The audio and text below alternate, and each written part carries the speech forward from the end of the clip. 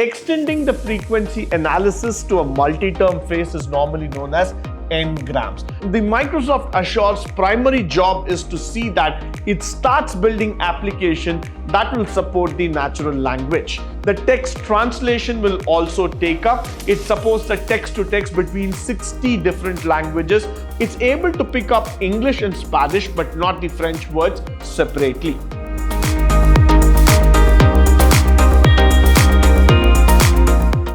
Good morning and welcome to the first session in Chapter 4, Unit 1, 3rd semester B.Ca, Artificial Intelligence, where we're going to speak about natural language processing.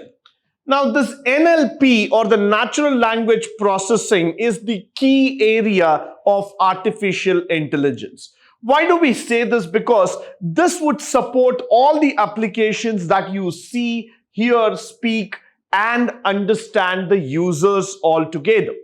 The power of AI is to create something exactly like you. So if I have to understand what the user is speaking, what the user is trying to reach, what the user wants to communicate, then I want to go into the natural language processing. Now, using the text analytics, translation, language understanding services, the Microsoft Azure makes it easy to build applications that support the natural language.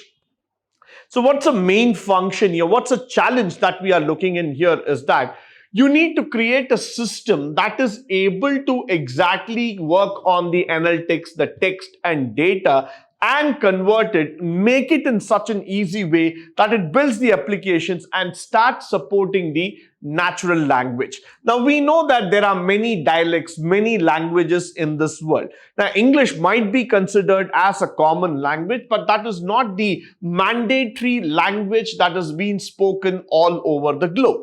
So every country will have its own language, will have its own dialect, and it has got hundreds and thousands of variants. So the Microsoft Azure's primary job is to see that it starts building application that will support the natural language, followed by the text analytics. Now, this is a process through which you will see that an artificial intelligence algorithm running on a computer evaluates the same attributes in text to determine specific insights. Now, this is very, very important for each one of us to know. Why?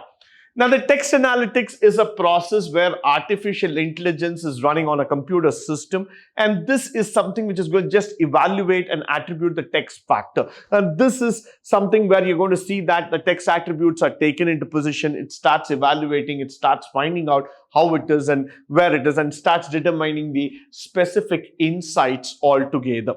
The commonly used techniques that can be used to build the software to analyze the text are as follows. Statistical analysis in terms of used in the text that we are talking about. For example, removing common words and performing the frequency analysis so that you see in what frequency that word is often spoken. Now, you'll also see that you get some clues about the main subject. Now, for example, when we use the word a and the, or we're going to talk about certain words like I'm going to talk about an animal, I'm going to talk about a place, about a vision, all those things would start coming into this frequency analysis.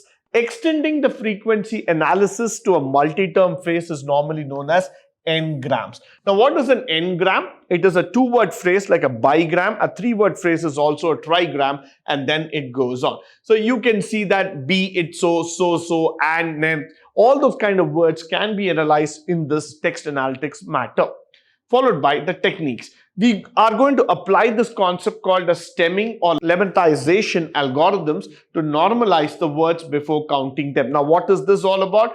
Technique to extract the base form of the word by removing the affixes on them. Now, let's say a word called like power, powered, powerful are being interpreted as the same word. But you know that meaning changes according to the word that's going to be used in the sentence. So keeping the base word as power, you would be probably able to see powerful or powered or overtakes. All these kind of words might sound similar, but they have a different meaning. So what we try to do, we would try to keep the base word and remove all the other factors. Linguistic structural rules which are very, very important to analyze a sentence. For example, noun phrase. Then we're going to talk about verbs and adjectives and so on. These are all very, very important things because encoding words, they are also going to be a part of this through which we can train the machine learning model. So whenever we are applying this linguistic structures into picture, we need to train the system slowly, steadily to understand the words, the annotation, the pronunciation, the meaning, the usage pattern one by one, so that the computer starts acting as if it's able to understand the natural language that is spoken up by the user. Now, creating vectorized models, look at the word itself, that captures semantic relationship between words in n-dimensional space. Now, for example, it was so hot. Now, when I say the word so hot or so cold or it's something very chill, all those kind of words have got a semantic relationship where we try to address the weather, we try to address the situation, the climate, or the room temperature conditions, or the surrounding environment. All these factors will start coming into understanding the relationship between the location and to that of the assignment of the words. So all these things are going to be taught in the vectorized models. The modeling technique maps the words into corresponding vectors, of course, yes, to real numbers, and it gives out some feature of the text model to train. Yeah, this is very, very important for us. For example, assign values to the words like flower and plant, locate them close to one another, while skateboard might be given a value position that it is much farther away. Now let's try to understand whenever we are going to relate certain terms. Flower, plant, tree, leaves, all these kinds of things might be close to one another because we try to relate, we try to locate. Whereas when I say the word skateboard, might be given a value that positions it much far away because it's not a related word as we are talking about it. The next one, the capabilities in a language service. So what is it all about? The first thing is the language detection. So we have an ISO standard also, the ISO 6391 language code, which is in English. The language name is English used here. A score is which is trying to indicate the confidence in the language detection.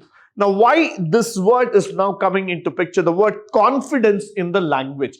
How close are you? How confident, how cool are you? How much are you built in terms of understanding the language from a system standpoint is very important. See, for example, let's say that I'm going to put in this phrase here, a fantastic place for lunch. The soup was delicious. Now, this is a common phrase of language that is used between you and me. But if the computer is going to use it, you need to understand that it is going to talk about certain values, certain objects here. So the computer must be able to understand that yes, we are talking about a particular object which is delicious and that is something which is consumable in nature. So what I'm trying to do is I'm going to connect various things and make it flow, look at very natural. Now, for example, I'm going to use a Spanish phrase altogether where I say comida maravillosa la gran services. Now when I use all these kind of intonations and I start speaking Spanish, now that might not look really, because unless and until I get a fluish, the native accent of a Spanish accent to me, I would not be able to get this into natural thing. Similarly, if I'm going to talk about French, where I say the croque monsieur avec frites was terrific, bon appétit. Now, when I say bon appetit, now I'm using a French term altogether. These words have to match, synchronize with the computer so that it's able to flow, it's able to go with the natural process altogether.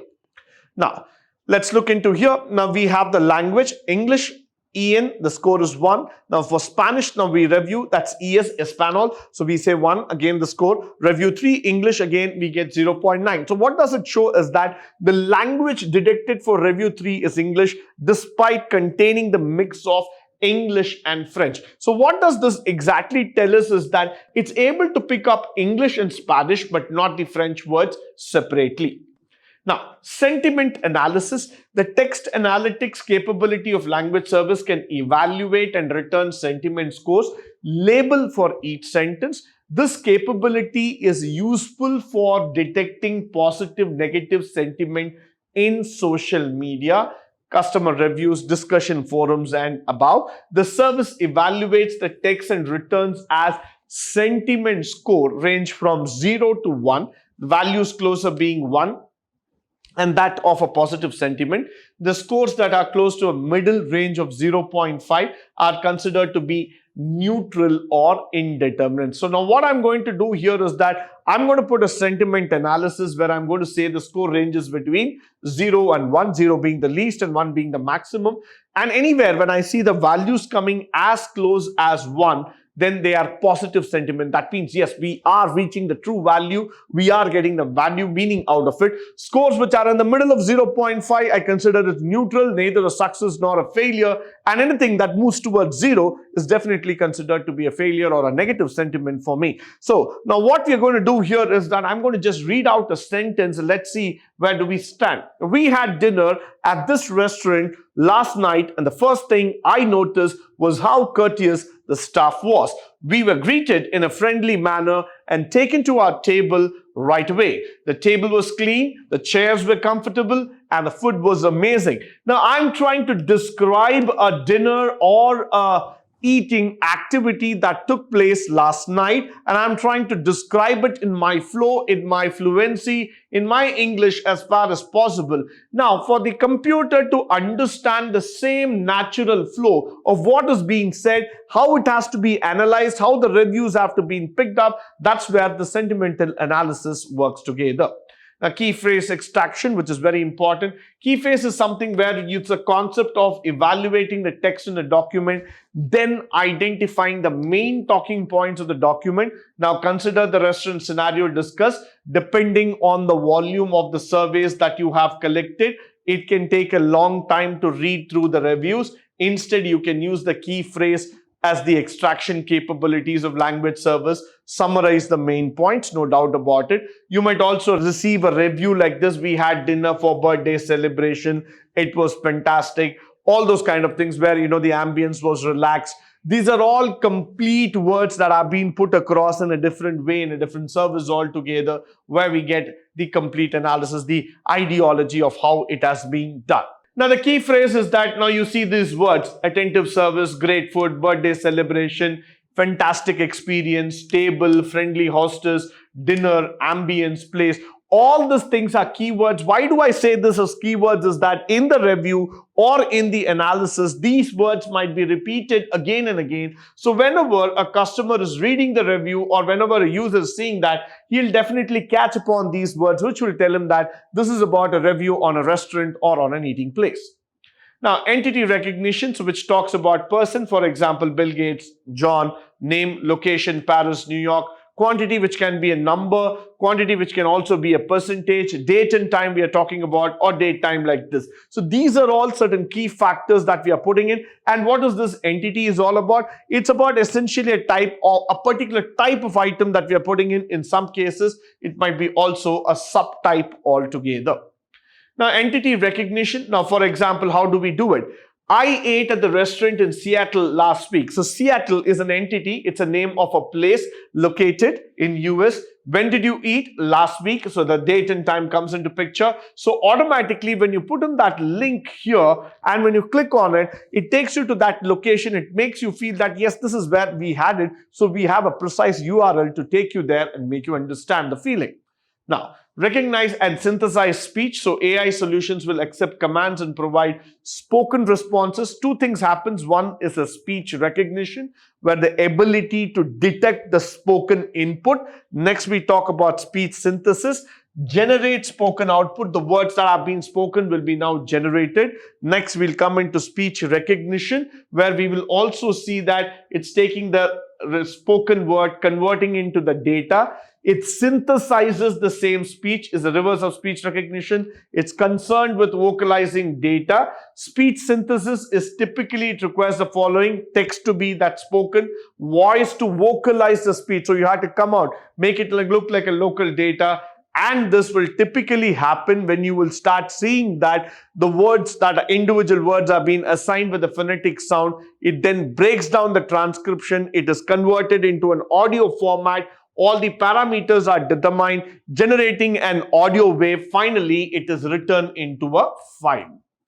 Now, the Azure resources for speech services, we have a speech-to-text API and a text-to-text API. All these things are primarily the software which is used to convert the batch transcription of how it is required. So, text-to-text would all do that, enables you to convert it into audible speech. Speech-to-text will convert it from the words to that of the audio file.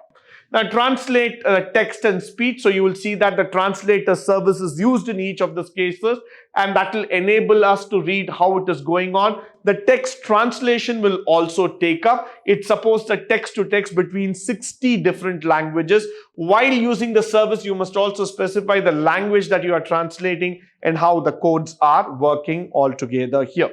Now, with that, you also have the converters as we are speaking about. So, speech to text, text to speech, speech translation, all these things are the equipments, generators that are being used in speech services, which will actually help the user to understand the video, that is the text source altogether, which is being taken. So, it's one of the most powerful tools that we are using in AI to understand the language factor. With this, I come to the end of this session. I hope and believe that all the factors that are spoken here will be of a great use to you, both in terms of practical as well as in the daily walk of life. In the upcoming sessions, we are going to learn more about the AI terms. But until then, stay tuned, stay blessed, and stay enlightened forever. Thank you once again for joining me today on this wonderful session.